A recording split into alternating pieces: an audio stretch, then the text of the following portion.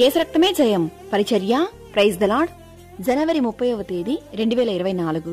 ఈ రోజు దేవుని వాక్యము, మరి ఎవని వలనను రక్షణ కలుగదు, ఈ నామముననే మనము రక్షణ పొందవలెను గాని ఆకాశము క్రింద మనుషులలో ఇయ్యబడిన మరి ఏ నామమున రక్షణ పొందలేము అనెను.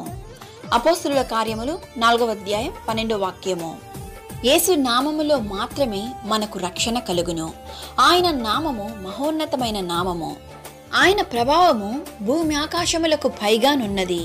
క్రీస్తు నామము నిమిత్తము మీరు నిందపాలైన ఎడల మహిమా స్వరూపి అయిన ఆత్మ అనగా దేవుని ఆత్మ మీ మీద నిలుచుచున్నాడు గనుక మీరు ధన్యులు.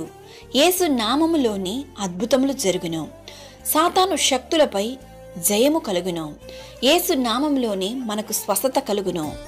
ఇశ్రాయేలు ప్రజలందరూ తెలుసుకొనవలసినదేమనగా, మీరు సిలువ వేసినట్టియు మృతులలో నుండి దేవుడు లేపినట్టియు నజరేయుడైన యేసుక్రీస్తు నామముననే వీడు స్వస్థత పొంది మీ ఎదుట నిలుచుచున్నాడు.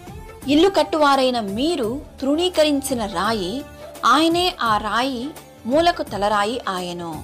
ఈరోజు ఈ వాక్యం వింటున్న ప్రియ దేవుని బిడ్డ, నీవు యేసు నామంలో ప్రార్థించినట్లయితే రక్షణ పొందుకొందువు. ప్రభు అయిన యేసుక్రీస్తు కృప మనందరికీ తోడైండును గాక. ఆమేన్. God bless you.